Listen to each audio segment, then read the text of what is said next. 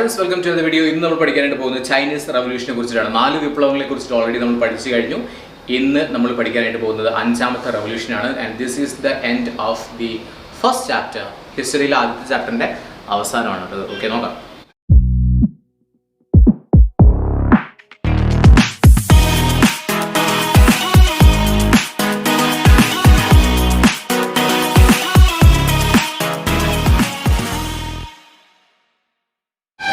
Chinese Revolution എന്താണ് ഇവിടെ സംഭവം?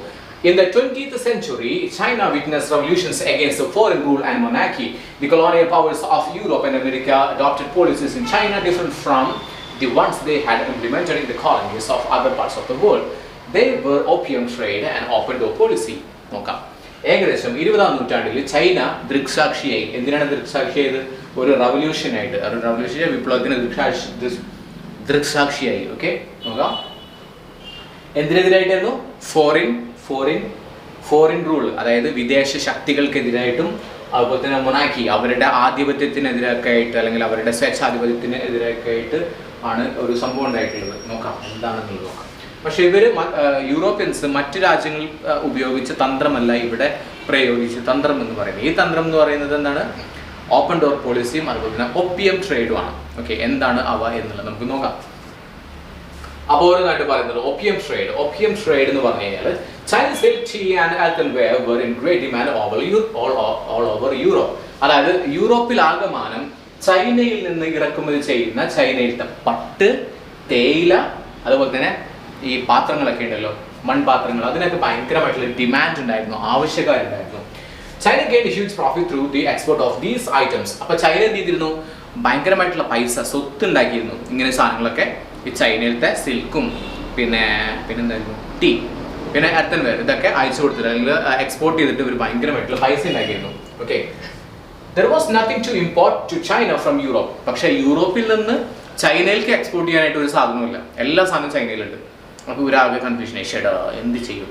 ചൈനയിൽ നിന്ന് സാധനങ്ങളൊക്കെ ഇങ്ങോട്ട് വരുന്നുണ്ട്, പക്ഷെ നമ്മൾ ഇവിടുന്ന് എന്തെങ്കിലും അങ്ങോട്ട് കൊണ്ടുപോയാലല്ല അവിടെ നിന്ന് പൈസ ഇട്ടുള്ളൂ, നമ്മൾ എന്ത് കൊണ്ടുപോകും എന്നുള്ളൊരു കൺഫ്യൂഷനിലായി ഇവർ. As a result, the European traders suffered a great loss. അതിന്റെ ഫലമായിട്ട് ഒന്നും തന്നെ ഇവർക്ക് അയക്കാനായിട്ടൊന്നുമില്ല. അതുകൊണ്ട് തന്നെ ഇവർക്ക് ഭയങ്കരമായിട്ടുള്ളൊരു നഷ്ടമുണ്ടായി. ആസ് എ റെമഡി, അപ്പോൾ ഇതിനൊരു പരിഹാരമായിട്ട്, ഫോർ ദിസ് ലോസ്, ഈ ഒരു ലോസിന് പരിഹാരമായിട്ട് എന്ത് ചെയ്തു? The British traders imported opium, an intoxicant, to China. ബ്രിട്ടീഷുകാർ എന്ത് ചെയ്തു? ഒപ്പിയം എന്ന് പറയുന്ന ഒരു ഇൻടോക്സിക്കൻ്റ് ആണ്, കഞ്ചാവ് പോലത്തെ ഒരു സാധനം, മയക്കുമരുന്ന് പോലത്തെ ഒരു സാധനം ഇറക്കുമതി ചെയ്തു. എവിടേക്ക്? ചൈനയിലേക്ക്. This affected the Chinese trade and its consumption made the Chinese people mentally imbalanced. അങ്ങനെ അവസാനം എന്ത് ചെയ്തു? ചൈനയുടെ വ്യവസായം ആകെ തകർന്നു പോയി, പൊട്ടിപ്പാളിസായി പോയി. അത് മാത്രമല്ല, അവിടുത്തെ ആളുകൾ എന്തായി? മെന്റലി കിളിപ്പോയി നടന്നു. Okay, it resulted in economic and mental subjugation of the Chinese. അപ്പോൾ ചൈനക്കാരുടെ തകർച്ച തുടങ്ങാനായിട്ട് പോവുകയാണ്. കഞ്ചാവ് കടിച്ചിട്ട് ആളുകളുടെ കിളി പോയി നടക്കണം. ഓക്കെ, കുറെ കഴിഞ്ഞാൽ കേരളത്തിലത്തെ ആളുകളുടെ അവസ്ഥയും ഏകദേശം ഇതുപോലെ ആവാനായിട്ടുള്ള സാധ്യതയുണ്ട് ഈ ഒരു നിലയ്ക്ക് പോകണമെന്നുണ്ടെങ്കിൽ. കാരണം നിങ്ങൾക്കറിയാം. നോക്കാം എന്താണെന്നുള്ളത്. അടുത്തത് open door policy. Open door policy എന്താണ്? തുറന്ന വാതിൽ നയം എന്നുള്ളതാണ് ഇതിന്റെ മലയാളം പറയുന്നത്. By the end of the 19th century, ഏകദേശം 19ാം നൂറ്റാണ്ടിന്റെ അവസാനത്തോട് കൂടിയിട്ട് several European countries secured trade privileges in China. ഒരുപാട് യൂറോപ്യൻ കൺട്രീസ് എന്ത് ചെയ്തു? നമ്മുടെ ചൈനയിൽ വ്യവസായത്തിനുള്ള, വ്യാപാരത്തിനായിട്ടുള്ള കരാറുകളൊക്കെ ഒപ്പുവെച്ചിട്ട് കാര്യങ്ങളൊക്കെ ചെയ്തു. പക്ഷേ America could not acquire the privilege as it was not concerned about China at that time. പക്ഷെ ആ സമയത്ത് അമേരിക്കയ്ക്ക് അങ്ങനത്തെ സാധനമൊന്നും കിട്ടിയില്ല. കാരണം എന്താ വെച്ച് കഴിഞ്ഞാൽ അമേരിക്ക വലിയ ഒരു ഇമ്പോർട്ടൻസ് കൊടുത്തില്ല. ചൈന അല്ലേ വലിയ കാര്യം. പക്ഷേ കുറെ കഴിഞ്ഞപ്പോഴാണ് ചൈനക്ക് എന്തായത്? ചൈന ആകെ സെറ്റപ്പായി. പിന്നെ അമേരിക്ക ഷെടാ മുന്നേ ചെയ്യേണ്ടതായിരുന്നു എന്നൊക്കെ ആലോചിച്ചത്.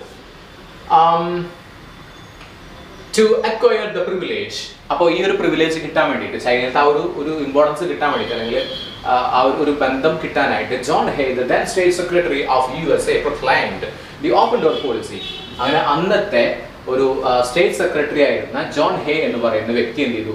ഓപ്പൺ ഡോർ പോളിസി എന്ന് പറയുന്ന ഒരു നയം, തുറന്ന വാതിൽ നയം എന്ന് പറയുന്ന ഒരു നയം നടപ്പിലാക്കാനായിട്ട് തീരുമാനിച്ചു. ആസ് പെർ ദിസ് പോളിസി, ഈ ഒരു പോളിസി പ്രകാരം America argued for equal rights and opportunities for all countries in Chinese market. America പറഞ്ഞു എന്നിട്ടാ എല്ലാ രാജ്യക്കാരെയും പോലെ തന്നെ എല്ലാ രാജ്യക്കാർക്കും തുല്യമായിട്ടുള്ള അവകാശമുണ്ട് എന്തിൽ? ചൈനയിൽ വ്യവസായം ചെയ്യാനായിട്ട്, വ്യാപാരത്തിൽ ഏർപ്പെടാനായിട്ട് എന്ന് അമേരിക്ക വാദിച്ചു. കാരണം എന്തിനു വേണ്ടിയിട്ടാണ്? അമേരിക്കയ്ക്ക് എങ്ങനെയെങ്കിലും ഇതിലേക്ക് കടന്നു തരണം, അതിന് വേണ്ടിയിട്ടാണ് കേട്ടോ. China was divided into different regions to be controlled by various countries. അങ്ങനെ ചൈന എന്ത് ചെയ്തു? കുറേ ഭാഗങ്ങളായിട്ട് ഓരോ യൂറോപ്യൻ കൺട്രീസ് വന്നിട്ട് അവരായിട്ട് ഇങ്ങനെ കച്ചവട ബന്ധവും കാര്യങ്ങളൊക്കെ തുടങ്ങി. The aim of this policy was to create an opportunity for the USA to interfere in China. നമ്മൾ നേരത്തെ പറഞ്ഞു അമേരിക്കയ്ക്ക് ചൈനയിൽ എങ്ങനെയെങ്കിലും കടന്നുകൂടുക എന്നുള്ള ലക്ഷ്യത്തോട് കൂടിയിട്ടാണ് ഈ ഒരു സംഭവം തുടങ്ങിയിട്ടുള്ളത്. ഓക്കെ, നോക്കാം പിന്നീട്. ഓക്കെ, അതാണ് ഈ രണ്ട് കാര്യങ്ങൾ. ഇനി മൊണാക്കി ഉണ്ടല്ലോ, അവിടെ മൊണാക്കി രണ്ട് കാര്യങ്ങൾ പറഞ്ഞു, ഫോറിൻ ആയിട്ടുള്ള കാര്യങ്ങൾ പറഞ്ഞു. ഇനി അടുത്താണ് മൊണാക്കി, ഇവിടുത്തെ രാജാവ്, ഇവിടുത്തെ ഭരണാധികാരി എന്താണ് അതിൻ്റെ ഒരു നിലപാട് നോക്കാം. The Manchu dynasty, Manju dynasty ഇല്ല, മഞ്ജു വാര്യരുടെ കാര്യമില്ല, ഇത് വേറെ തന്നെ. മഞ്ജു ഡൈനാസ്റ്റി, മഞ്ജു രാജവംശം എന്നാണ് പറയേണ്ട, മഞ്ജു രാജവംശം. In China favoured the foreign interference and domination. അതായത് പുറത്തു നിന്നുള്ള ഫോറിനേഴ്സിന് വന്നിട്ട് ചൈനയിൽ യഥേഷ്ടം എന്ത് ചെയ്യാം, വ്യവഹരിക്കാം, കച്ചവടം ചെയ്യാം, വാണിജ്യം ചെയ്യാം എന്തൊക്കെയുള്ള ഒരു അധികാരം കൊടുത്ത ഒരു സംഭവം മഞ്ജു ഡൈനാസ്റ്റി. മഞ്ജു രാജവംശം ഫുള്ള് സപ്പോർട്ട് കൊടുത്തു, ഫുള്ള് സപ്പോർട്ട്. നിങ്ങൾ എന്താ ചായിക്കോ, നിങ്ങൾ ചൈനയിൽ വരിക, പോവുക, കച്ചവടം ചെയ്യുക, വ്യവസായം ചെയ്യുക, എന്തുവേണമെങ്കിലും. Some secret organizations in China revolted against it in 1900. 1900 ചില ഓർഗനൈസേഷൻസിന് ഇഷ്ടപ്പെട്ടില്ല. എന്തുട്ട് ചെയ്യണേ, മഞ്ജു ഡൈനാസ്റ്റി എന്തുട്ട് ചെയ്യണേ, അവരോട് വന്നിട്ട് ഇവിടെ എന്താ തോന്നിഷ്ട പോലെ എന്താ ചെയ്യാൻ പറഞ്ഞു. അപ്പോൾ ഇവരെന്ത് ചെയ്തില്ല, ചില സീക്രട്ട് ഓർഗനൈസേഷൻസ്, ചില രഹസ്യ സംഘടനകൾ ഇതിനെ എതിർത്തു. The emblem of this organization was the boxer's fist. അപ്പോൾ ഈ എതിർത്ത ആളുകളുടെ ചിഹ്നം എന്ന് പറയുന്നത് എന്തായിരുന്നു, ബോക്സേഴ്സ് ഫിസ്റ്റ് ആണ് കേട്ടോ. ബോക്സേഴ്സ് ഫിസ്റ്റ് എന്ന് പറയുന്നത് നമ്മുടെ ബോക്സിംഗ് ഏരിയയില്ലേ, ബോക്സ് ചെയ്യുന്ന ആൾക്കാർ അവരുടെ എന്തായിരുന്നു, ഗ്ലൗസ് ഒക്കെ ഇട്ടിട്ടുള്ള ഒരു ഫിസ്റ്റ് ആയിരുന്നു, ബോക്സേഴ്സ് ഫിസ്റ്റ്. ഓക്കെ, അതായിരുന്നു. So this is known as the boxer rebellion. അപ്പോൾ ഇതിനെ പറയുന്നതാണ് ബോക്സർ റെബലിയൻ എന്നാണ് അറിയപ്പെടുന്നത്, ബോക്സർ കലാപം എന്നൊക്കെ വേണമെങ്കിൽ പറയാം. Though this rebellion was a failure, ഇവർ ഭയങ്കരമായിട്ട് ബോക്സിങ്ങിന്റെ സാധനമൊക്കെ ഇട്ട് കൊണ്ടുവന്നത്, പക്ഷെ എന്തായി, അത് ഫെയിലിയർ ആയിപ്പോയി, ഏറ്റില്ല. നമ്മൾ മുകേഷ് പറഞ്ഞ പോലെ തന്നെ ഒത്തില്ല. Okay, it stimulated the revolutions that came up later. പക്ഷെ പിന്നീടുണ്ടായ റെവല്യൂഷൻസിനൊക്കെ ഇത് മാരകമായിട്ടൊരു പ്രചോദനം ഏകിയിട്ടുണ്ടായിരുന്നു. Okay, in 1911 another revolution took place under the leadership of Dr. Sun Yat-sen. 1911 മറ്റൊരു റവല്യൂഷൻ ഉണ്ടായി. ആരുടെ ലീഡർഷിപ്പിലാണ്, doctor Sun Yat sen. Okay, against the Manchu dynasty. Okay, ആർക്കെതിരായിട്ടായിരുന്നു, മഞ്ജു ഡൈനാസ്റ്റിക്ക് എതിരായിട്ടായിരുന്നു കേട്ടോ. ഓക്കെ, ഇത് ഇവിടെ ഓക്കെ, മഞ്ജു ഡൈനാസ്റ്റിക്ക് എതിരായിട്ടായിരുന്നു. This ended monarchy in China. അങ്ങനെ ആ ഒരു മഞ്ജു രാജവംശത്തിന്റെ ആ ഒരു സംഭവം അവസാനിപ്പിച്ചു. ഓക്കെ, ആഫ്റ്റർ ദ റവല്യൂഷൻ, അങ്ങനെ റവല്യൂഷൻ ശേഷം കൗമിങ്ടാൻ പാർട്ടി ഫോം ചെയ്തു. കൗമിങ്ടാൻ പാർട്ടി ഇട്ടാ, അത് പറയുമ്പോൾ അങ്ങനെ പറയണം, എന്നാലും ചൈനക്കാരല്ല, അപ്പോൾ ചൈനക്കാരാണ് അങ്ങനെ പറയും. കൗമിങ്ടാൻ party established a republican government in southern China under the leadership of Sun Yat-sen. Okay, അപ്പോൾ കൗമിങ്ടാൻ പാർട്ടി എന്ത് ചെയ്തു, established a republican government in southern China. Kuomintang party എന്ന് പറയുന്ന പാർട്ടി എന്ത് ചെയ്തു, ഒരു റിപ്പബ്ലിക്കൻ ഗവൺമെന്റ് ഉണ്ടാക്കി. ഓക്കെ, ആരുടെ നേതൃത്വത്തിലാണ്, doctor Sun Yat sen. He gave importance to ideologies like nationalism, democracy and socialism. എന്തിനൊക്കെയാണ് ഇമ്പോർട്ടൻസ് കൊടുത്തിരുന്നത്, നാഷണലിസം, ദേശീയത, അതുപോലെ തന്നെ ജനാധിപത്യം, സോഷ്യലിസം, ഇതിനൊക്കെയാണ് കൂടുതലായിട്ടുള്ള ഇമ്പോർട്ടൻസ് കൊടുത്തിരുന്നത്. നാഷണലിസം എന്നതുകൊണ്ട് അദ്ദേഹം എന്താണ് ഉദ്ദേശമാക്കുന്നത്, മഞ്ജു രാജവംശത്തിലെ ആളുകളെ പുറത്താക്കുക, അതുപോലെയുള്ള വലിയ ശക്തികളിലൊക്കെ പുറത്താക്കുക എന്നുള്ളതായിരുന്നു നാഷണലിസം, ദേശീയത എന്നതുകൊണ്ട് അദ്ദേഹം ഉദ്ദേശിച്ചത്. ഡെമോക്രസി എന്ന് പറഞ്ഞാൽ ഡെമോക്രാറ്റിക് റൂൾ, അതായത് ജനാധിപത്യ വ്യവസ്ഥ കൊണ്ടുവരിക എന്നുള്ളതായിരുന്നു. സോഷ്യലിസം എന്ന് പറയുന്നത് to control capital and distribute land equally, land ഒക്കെ ഈക്വൽ ആയിട്ട് ഡിസ്ട്രിബ്യൂട്ട് ചെയ്യുക എന്നുള്ളതൊക്കെയായിരുന്നു ഇദ്ദേഹത്തിന്റെ ഒരു ലക്ഷ്യം എന്ന് പറയുന്നത്. പിന്നീട് he decided to nullify the unjust treaty signed with the foreign countries and wanted to maintain equality with the western countries. Okay, അദ്ദേഹം എന്ത് ചെയ്തു, നല്ല രീതിയിലല്ലാതെ ഒപ്പുവെച്ചിട്ടുള്ള കരാറുകളൊക്കെ റദ്ദാക്കി. കുറേ രാഷ്ട്രങ്ങളൊക്കെ കരാറുകൾ വെച്ചിട്ടുണ്ടായിരുന്നു, അതും നല്ല രീതിയിലുള്ള കരാറുകളൊക്കെ വേണ്ട നിർത്തലാക്കി. പിന്നെ എന്ത് ചെയ്തു, എല്ലാവർക്കും ഒരു ഈക്വൽ ആയിട്ടുള്ള രീതിയിൽ കരാറുകളും കാര്യങ്ങളൊക്കെ ചെയ്തു. The Kuomintang republic adopted measures for the progress of agriculture and industry. അതായത് അഗ്രികൾച്ചർ, കൃഷിയിലും വ്യവസായത്തിലൊക്കെ പ്രോഗ്രസ് ഉണ്ടാവാനായിട്ട്, കുറച്ചും കൂടിയും ഒരു സെറ്റപ്പ് ആവാനായിട്ടുള്ള മെഷേഴ്സ് ഒക്കെ അവരെടുത്തു. China received assistance from Russia in various fields and then Chinese communist party was formed. Russia നമ്മൾ പറഞ്ഞില്ല, സോഷ്യലിസ്റ്റ്, മാർക്സിസ്റ്റ് ഐഡിയോളജീസ് ഒക്കെ. ഓക്കെ, നമ്മൾ പറയില്ല മാർക്സിസ്റ്റുകാർ, കമ്മ്യൂണിസ്റ്റുകാർ എന്നൊക്കെ കേട്ടില്ല, അതൊക്കെ ഏകദേശം സെയിം ആണെന്നല്ല നമുക്കറിയുന്നത്. അപ്പോൾ റഷ്യയിലാണ് എന്തുണ്ടായത്, കമ്മ്യൂണിസ്റ്റ് നമ്മുടെ മാർക്സിസ്റ്റ് പാർട്ടി ഉണ്ടായത്. ചൈനയിലാണ് എന്തുണ്ടായിട്ടുള്ളത്, കമ്മ്യൂണിസ്റ്റ് പാർട്ടി ഉണ്ടായിട്ടുള്ളത്. ആരുടെ സഹായത്തോടു കൂടിയിട്ടാണ്, റഷ്യയുടെ സഹായത്തോടു കൂടിയിട്ട്. മനസ്സിലാക്കുക, ഇതൊക്കെ നിങ്ങൾക്ക് അറിയാത്തൊരു കാര്യമായിരിക്കും, സോ മനസ്സിലാക്കുക. അതായത് ചൈനീസ് കമ്മ്യൂണിസ്റ്റ് പാർട്ടി ഫോം ചെയ്തു റഷ്യയുടെ സഹായത്തോടു കൂടിയിട്ട്. ഇൻ ദ ബിഗിനിങ്, ആദ്യമൊക്കെ the Kuomintang and communist cooperated with each other. Kuomintang പാർട്ടിയും അതേപോലെ തന്നെ കമ്മ്യൂണിസ്റ്റ് പാർട്ടിയൊക്കെ നല്ല രീതിയിലൊക്കെ സഹകരിച്ച് പോകുന്നു. പക്ഷേ കുറെ കഴിഞ്ഞപ്പോൾ നമ്മുടെ സൻ യാറ്റ് സെൻ മരിച്ചുപോയി. അതിനുശേഷം ഒരു ലീഡർ വന്നു, ഒരു കുരുത്തംകെട്ട ലീഡർ വന്നു. ആ ലീഡറിന്റെ പേരാണ് but this cooperation was disturbed when Chiang Kai shek എന്ന് പറയുന്ന ഒരു ലീഡർ വന്നു. Became the head of the republic following the death of Sun Yat Sen. അപ്പോൾ നമ്മുടെ സൻ യാറ്റ് സെന്റെ മരണശേഷം ഭരണത്തിൽ വന്ന ആളായിരുന്നു ചിയാങ് കൈഷക്. അതിനുശേഷം ആകലമ്പായി. Republic becomes popular. Chiang Kai shek attained military autocracy in China. Chiang Kai shek എന്ത് ചെയ്തു? ഒരു പട്ടാള ഭരണം പോലത്തെ സെറ്റപ്പ് ഒക്കെ കൊണ്ടുവന്നു. അത്ര കാര്യം എന്നൊക്കെ പറഞ്ഞിട്ട് അങ്ങനെ കൊണ്ടുവന്നു. He gave opportunity for foreign powers, including America, to freely interfere in China and did not cooperate with the Chinese communists. China with the communists. Okay. എന്ത് ചെയ്തു? അതായത് നമ്മുടെ മഞ്ജു ഡൈനാസ്റ്റി ചെയ്തിരുന്നില്ല. മഞ്ജു ഡൈനാസ്റ്റി എന്ത് ചെയ്തേ? അമേരിക്കയ്ക്ക് കുറെ ഫുൾ ഫ്രീഡം കൊടുത്തു. എന്തുവേണേലും വലിയ പൂവ് എന്താ അയക്കും, ഞാൻ ഒന്നും നിൽക്കില്ല എന്നുള്ളൊരു സംഭവം പറഞ്ഞത്. അതേപോലെ തന്നെ നമ്മുടെ അല്ലെങ്കിൽ ഫോറിൻകാർക്ക് ഏത് വിധത്തിൽ വേണമെങ്കിലും, എസ്പെഷ്യലി അമേരിക്കക്കാർക്ക് ഏത് വിധത്തിലും ചൈനയിലേക്ക് വരാം, ഫ്രീ ആയിട്ട് നിങ്ങൾക്ക് എന്ത് കച്ചവടം ചെയ്തു എന്നൊക്കെയുള്ള രീതിയിലുള്ള സംഭവം കൊണ്ടുവന്നു. അത് മാത്രമല്ല കമ്മ്യൂണിസ്റ്റ് പാർട്ടിയോട് യോജിച്ചു പോകുന്നുമില്ല. Coal and iron industries, banking and foreign trade were all controlled by foreign countries. അങ്ങനെ ബാക്കിയുള്ള എല്ലാ കാര്യങ്ങളും കൺട്രോൾ ചെയ്തിരുന്നത് ആ സമയത്താരായിരുന്നു? വിദേശ ശക്തികളായിരുന്നു. The communists protested against this policy of Chiang Kai-shek. Chiang കൈഷക്കിന്റെ ഈ ഒരു പോളിസിയോട് അവിടുത്തെ നമ്മുടെ കമ്മ്യൂണിസ്റ്റ് പാർട്ടിയൊക്കെ പ്രൊട്ടസ്റ്റ് ചെയ്തു. They were brutally suppressed. അവരൊക്കെ എന്ത് ചെയ്തു? അവരൊക്കെ അടിച്ചമർത്തി. സപ്രസ് ചെയ്യാന്ന് വെച്ചാൽ അടിച്ചമർത്തി. ഞാൻ ഫസ്റ്റ് പറഞ്ഞിട്ടുണ്ടായിരുന്നു സപ്രസ് അടിച്ചമർത്തി. ബ്രൂട്ടലി എന്ന് വെച്ചാൽ ഭയങ്കര ക്രൂരമായിട്ട് അടിച്ചമർത്തി. അറ്റ് ദാറ്റ് ടൈം, ആ സമയത്താണ് നമ്മുടെ ഒരാൾ വരുന്നുണ്ട്. ആരാണ് നോക്കാം. Okay. At that time Mao Zedong എന്ന് പറയുന്ന ഒരു leader rose to the leadership of the Communist Party. Communist പാർട്ടിയുടെ ലീഡറായിട്ട് ആര് വരുന്നത്? മാവോ സേതോങ് എന്ന് പറയുന്നത്. മാവോ എന്ന് കേൾക്കുന്ന സമയത്ത് നിങ്ങൾക്ക് എന്തെങ്കിലും ഓർമ്മ വരുന്നുണ്ടോ?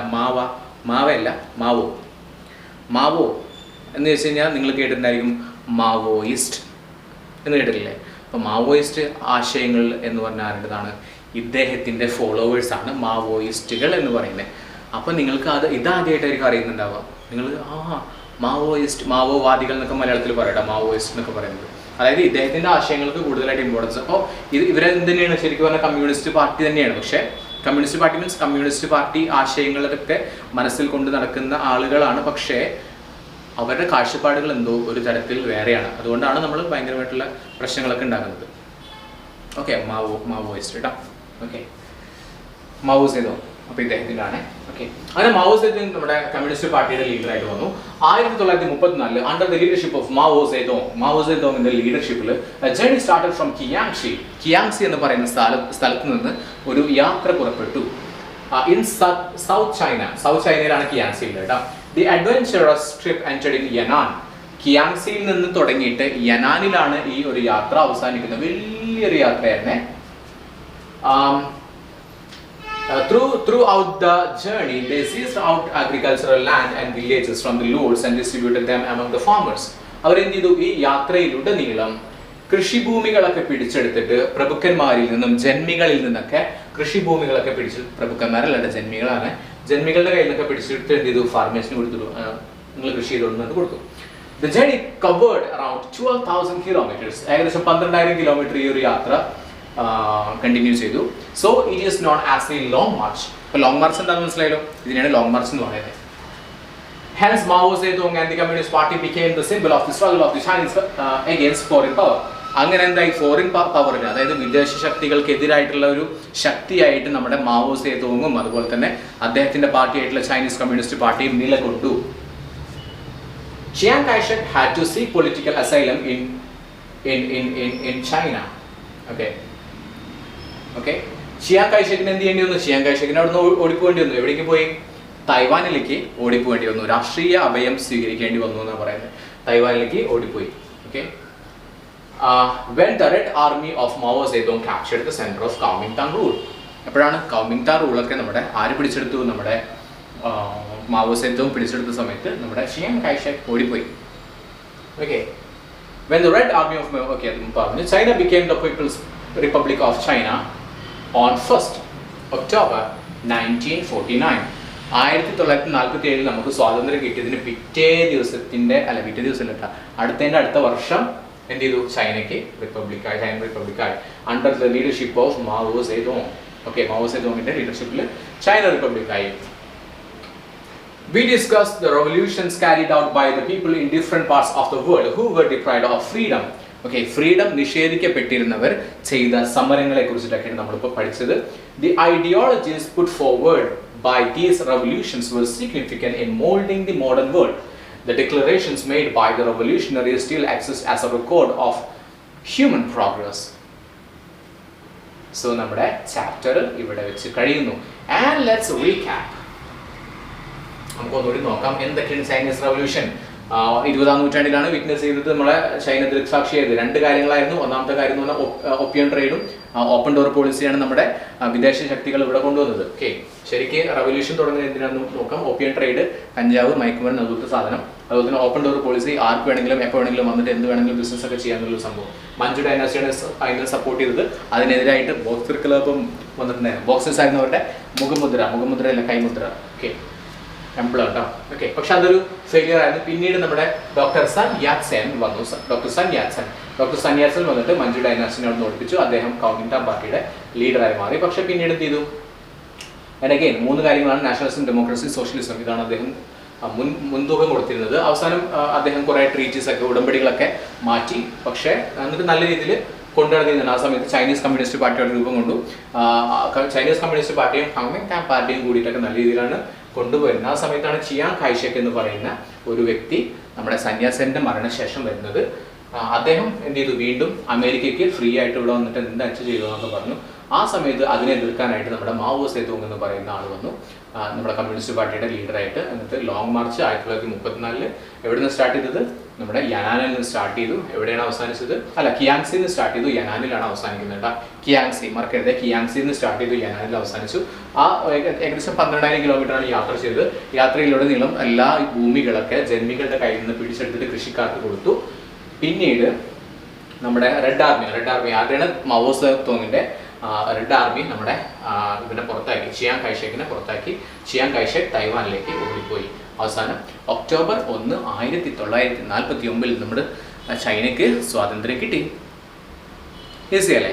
ഓക്കെ, ഇങ്ങനെ ആലോചിച്ചാൽ മതി. 1947 നമുക്ക് സ്വാതന്ത്ര്യം കിട്ടുന്നത്. 2 വർഷം കഴിഞ്ഞിട്ട് 1949 ഓക്കെ ആണല്ലോ. അപ്പോഴാണ് നമുക്ക് ചൈനയ്ക്ക് സ്വാതന്ത്ര്യം കിട്ടുന്നത്. ഇങ്ങനെ ആലോചിച്ചാൽ മതി. ഓഗസ്റ്റിലാണ് നമുക്ക് സ്വാതന്ത്ര്യം കിട്ടുന്നത്. 2 മാസം കഴിഞ്ഞിട്ട്. ഓഗസ്റ്റ് കഴിഞ്ഞാൽ ജനുവരി, ഫെബ്രുവരി, March, April, May, June, July, August, September, October. 2 മാസം കഴിഞ്ഞിട്ടല്ലേ ഇവിടെ കിട്ടുന്നത്. റൈറ്റ്. അപ്പോൾ ഇങ്ങനെയൊക്കെ എന്തെങ്കിലുമൊക്കെ ഐഡിയാസ് വെച്ച് പഠിക്കുക. അല്ലാണ്ട് നിങ്ങൾ മെമ്മറൈസ് ചെയ്യാന്ന് വെച്ച് കഴിഞ്ഞാൽ it's not that much possible. Okay, so ഇത്രയേ ഉള്ളൂ നമ്മുടെ ഫസ്റ്റ് ചാപ്റ്റർ എന്ന് പറയുന്നത്. അപ്പം മുന്നത്തെ ചാപ്റ്ററൊക്കെ കാണാത്തവരുണ്ടെന്നുണ്ടെങ്കിൽ ഞാൻ താഴെ ഡിസ്ക്രിപ്ഷനിൽ ലിങ്ക് ഇടാൻ നോക്കാം. ഓക്കെ, ഇടുന്നുണ്ട്. ഓക്കെ, തീർച്ചയായിട്ടും. So that's all for today, and if you like this video, please like, share and subscribe. Thank you so much for watching this video.